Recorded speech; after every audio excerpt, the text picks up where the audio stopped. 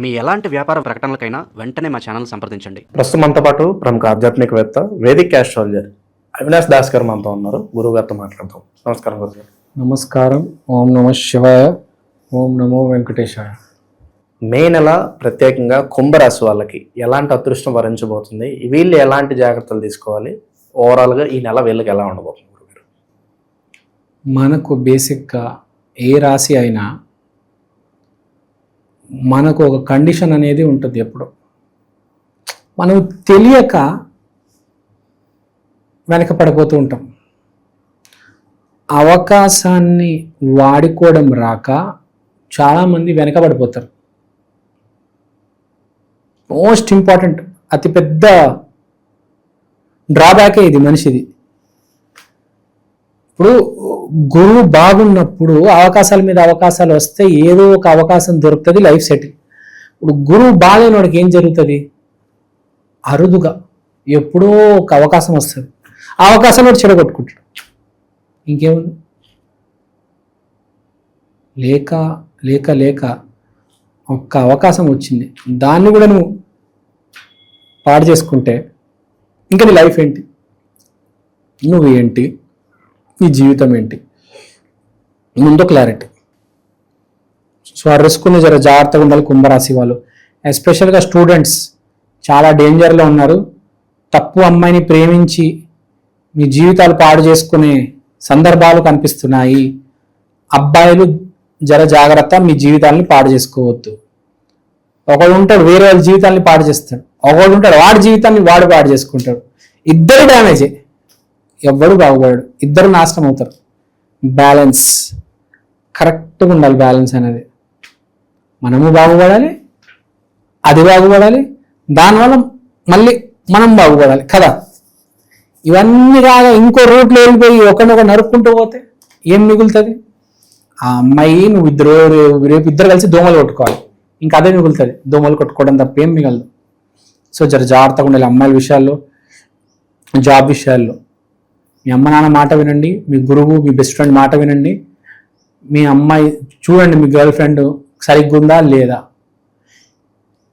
ఈ నెల మీ girl friend మాట అస్సలు వినొద్దు. మీ భార్య ఏదైనా మాట చెప్పినా కూడా 1-2 సార్లు ఆలోచించండి. ఈ నెల బేసిక్గా ప్రేమకి దూరం ఉండాలి. సేఫ్ కాదు ప్రేమ ఈ నెల, కొంచెం ప్రాక్టికల్గా ఉండాలి అది. సో ఎక్కడో మనం చూస్తే అమ్మాయితో ఏదో గండం కనిపిస్తుంది కాబట్టి, అమ్మాయి అంటే శుక్రుడు కాబట్టి శుక్రుడికి సంబంధించిన రెమెడీ చేసుకోవాలి. శుక్రుడికి సంబంధించిన రెమెడీ, శుక్రవారం రోజు అష్టలక్ష్మి దేవాలయానికి వెళ్ళాలి. అక్కడ విజయలక్ష్మి అమ్మవారిని వేడుకోవాలి. లక్ష్మీదేవి అంటే మహాలక్ష్మి, వాళ్ళల్లోనే అన్నపూర్ణ లక్ష్మి, గజలక్ష్మి, అలా చాలా పేర్లు ఉంటాయి. దాంట్లో విజయలక్ష్మి అమ్మవారు విజయాన్ని ఇస్తుంది. స్త్రీ పట్ల వచ్చే విజయాన్ని విజయలక్ష్మి కదా. విజయం లక్ష్మి, స్త్రీ పట్ల, స్త్రీ వల్ల విజయం వస్తుంది. విజయలక్ష్మి, ఆ విజయలక్ష్మి అమ్మవారిని మీరు వేడుకొని మీ కోరిక చెప్పి, నేను బాగుపడాలి, నా వల్ల ఒక అమ్మాయి బాగుపడాలి, అమ్మాయి వల్ల నేను బాగుపడాలి, స్త్రీ జాతి నా వల్ల బాగుపడాలి, ఆ జాతి వల్ల నేను బాగుపడాలి అని, నాకు విజయం రావాలి అని కోరుకొని రండి. అక్కడే మళ్ళీ శుక్రుడు అంటే వైట్ కలర్ వస్తుంది కాబట్టి వైట్ కలర్ పంచలు, చీరలు, పాయసం, పాలు, పెరుగు, రకరకాల ఐటమ్స్ దానం చేయాలి. ఎంత చెయ్యగలిగితే అంత మంచిది. ఎప్పుడైనా గుర్తుపెట్టుకోవాల్సింది ఏంటంటే మనిషి ఒకటే దైవాన్ని నమ్మాలి. ఒక రకమైన ఒక కలర్ సంబంధించిన ఐటమ్స్ డొనేట్ చేయాలి, అప్పుడు బాగుంటుంది. ఎందుకంటే ఒకటే దైవము, ఒకటే భార్య, ఒకటే జాబు, అట్లా ఒకటే డొనేషన్ కూడా ఒకటే ఉంటే ఆ ట్రాక్ చాలా బాగుంటుంది. ఎప్పుడైనా ఒకటే ట్రాక్లో మనం సక్సెస్ చేసుకుంటూ పోతే చాలా బాగుంటుంది, క్రిస్టల్ క్లియర్గా ఉంటుంది కదా. ఎదురుగా కనిపిస్తూ ఉంటుంది మొత్తం మనం చేసింది. లేకపోతే అదే మొత్తం పంచేసాం అనుకోండి, ఎక్కడేముంది తెలియదు, అర్థం కాదు కదా. సో ఎప్పుడైనా మనం ఒకటే నమ్ముకోవాలి, అది బెటర్ అండ్ సేఫ్ కూడా.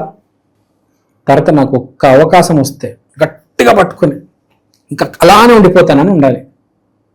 కానీ బేసిక్గా అందరు చేసేది ఏంటి, నేను చేసేది ఏంటిది, ఆ స్థాయి ఏంది అని ఇలా కాల్ రగరేస్తుంది. తర్వాత ఏముండదు. బయటికి కూడా లేదు, చీకటి గదిలో కూర్చోవాల్సి వస్తుంది. సో ఒక కండిషను, ఒక అవకాశం రావడానికి కారణం ఇప్పుడు మనకు కుంభరాశి వాళ్ళకి సూర్యుడు, చంద్రుడు, అమ్మ నాన్న. సూర్యుడు అంటే నాన్న, చంద్రుడు అంటే అమ్మ.